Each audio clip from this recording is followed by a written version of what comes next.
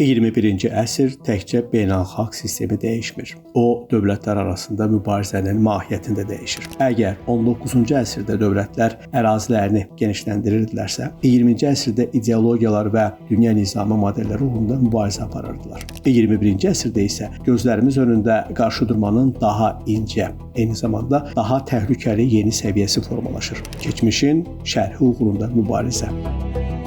Bu artıq siyasətin ikinci dərəcəli elementi deyil. Əksinə, onun əsas nüvəsinə çevrilməkdədir. Tarix artıq universitetlərdə və arxivlərdə mövcud olan neytral akademik elm sahəsi olmaqdan çıxır. O, tarixçilərin auditoriyalarını tərk edərək diplomatiya, sanksiyalar, parlament qərarları və beynəlxalq böhranlar məkanına daxil olur. Keçmiş artıq tamamlanmış reallıq deyil. O, başqa vasitələrlə davam etdirilən siyasətə çevrilir. Məhz burada prinsipial dönüş baş verir. Dövlətlər artıq təkcə bugün baş verənlər uğrunda deyil, həm də dünyanın dünəni necə xatırlamalı olduğu uğrunda mübarizə aparmağa başlayırlar. Əslində dünya tarixi yaddaşın siyasiləşdirilməsi dövrünə qədəm qoyur.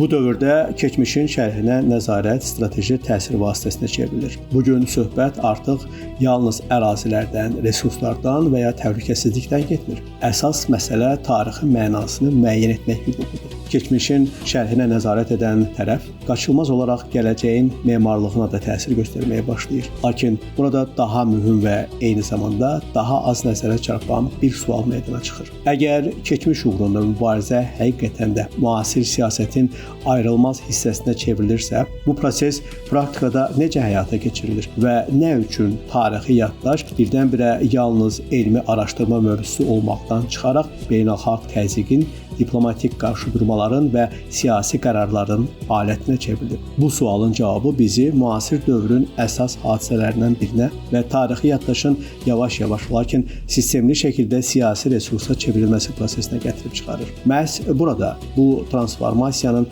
əsas mexanizmi meydana çıxır: yaddaşın özəlləşdirilməsi.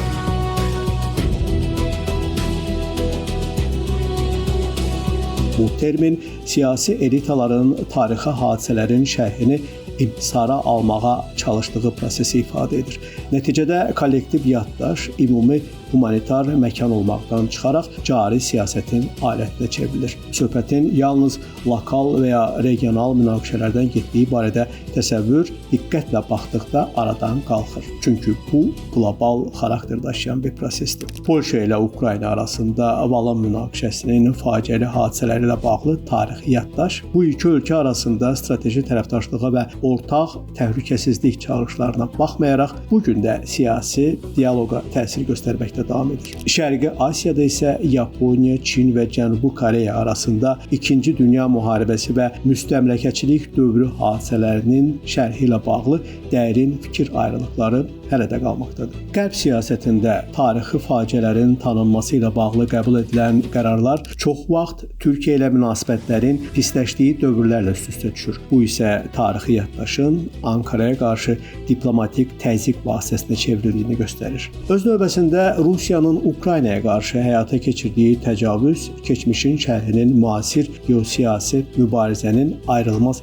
hissəsinə çevrildiyini xüsusilə aydın şəkildə nümayiş etdirir. Bütün bu hallarda söhbət tarixi hadisələrin eyniliyindən getmir. Məsələ prosesin məntiqindədir. Tarix elm sahəsi olmaqdan çıxaraq siyasi rəqabət meydanına çevrilir. Bu fonda 20-ci əsrin əvvəllərinə aid tarixi yaddaşın siyasi həssaslığı xüsusilə kəskin şəkildə özünü göstərir. İsrail ilə Türkiyə arasında münasibətlərin gərgin olduğu şəraitdə İsrail hökumətinin bugün 1915-ci ildə Osmanlı İmperiyasında baş vermiş hadisələrlə bağlı tarixi yaddaş sahəsində irəli sürdüyü istənilən təşəbbüs bəyan edilən motivlərdən asılı olmayaraq qaçılmaz şəkildə siyasi məzmun qazanır. Belə addımlar çox nadir hallarda sırf tarixi jest kimi qəbul edilir.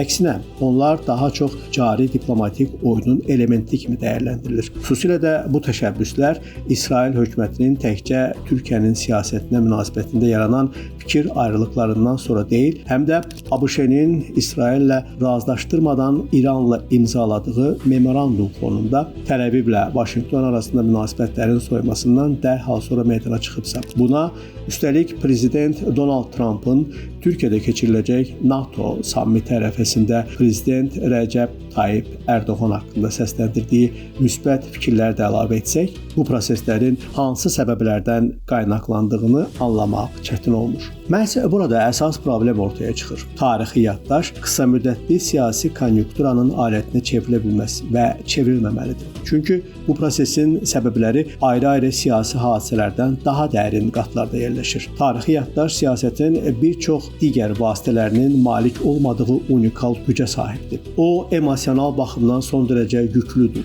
İnsanların kimliyi ilə sıx bağlıdır. Kollektiv travmalar üzərində formalaşır və ictimai rəyi çox qısa müddətdə səfərbər etmək qabiliyyətinə malikdir. Bunun yaxın nümunəsi Varşava ilə Kiyev arasında baş verən hadisələr zamanı Ukrayna cəmiyyətinin prezident Volodimir Zelenskini müdafiə etmək üçün geniş şəkildə səfərbər olması idi. Məhz buna görə də dövlətlər getdikcə daha çox keçmişə eyni araşdırma obyekti kimi deyil, siyasi təsir vasitəsi kimi yanaşırlar. Beləliklə, beynəlxalq münasibətlərin yeni forması, yaddaş diplomatiyası meydana çıxır. Bu diplomatiyada mübahisənin predmeti ərazi deyil, keçmişi şərh etmək hüququ olur. Bu tendensiya ən aydın şəkildə yüksək intensivlikli müasir münaqişələrdə özünü göstərir. Rusiya-Ukrayna qarşıdurması bunu xüsusilə sərt formada nümayiş etdirir. Tarixin şərhi artıq siyasi münaqişənin ikinci dərəcəli elementi deyil, onun struktur tərkib hissəsinə çevrilib. Tarixi hadisələr, simvollar və onlara verilən qiymətlər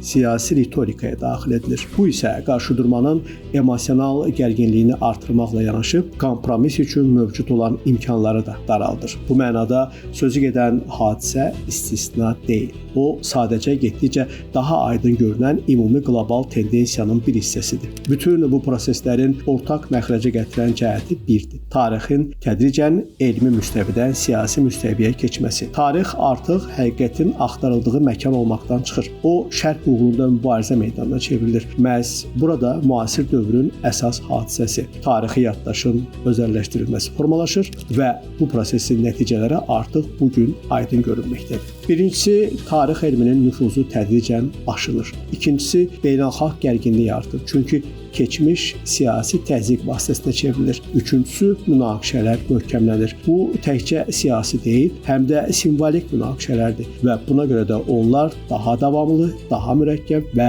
həlli daha çətin olur. Tarix nə dövlətlərə, nə parlamentlərə, nə də mövcud siyasi elitalara məxsusdur. O, bütün bəşəriyyətə, onun topladığı ümumi təcrübəyə, bütün səhvlərinə və çıxardığı dərslərə məxsusdur. Hər bir nəsil keçmişi yenidən dəyərləndirmək hüququna malikdir. Lakin bu yalnız elmi dürüstlük və mənbələrə hörmət qorunduğu halda mümkündür. Tarix siyasi mübarizənin alətinə çevrildiyi andan etibarən özünün əsas funksiyasını bugünü izah etmək və gələcəyin səhvlərinin qarşısını almaq missiyasını itirir. Həmin məqamda tarix artıq yaddaş olmaqdan çıxır, cəbhə xəttinə çevrilir və o zaman siyasi məqsədlərindən asılı olmayaraq hamı uduzur. İngilis tarix filosofu Arnold Toynbee demişdi. Tarix bəşəriyyətin dönə-dönə üzləşdiyi çağırışlardan başqa bir şey deyil və insanlıq bu çağırışların hər birinə cavab verməlidir. Statın sonu. Ramiz Yunus, Namiq Abbasov, Today Press TV.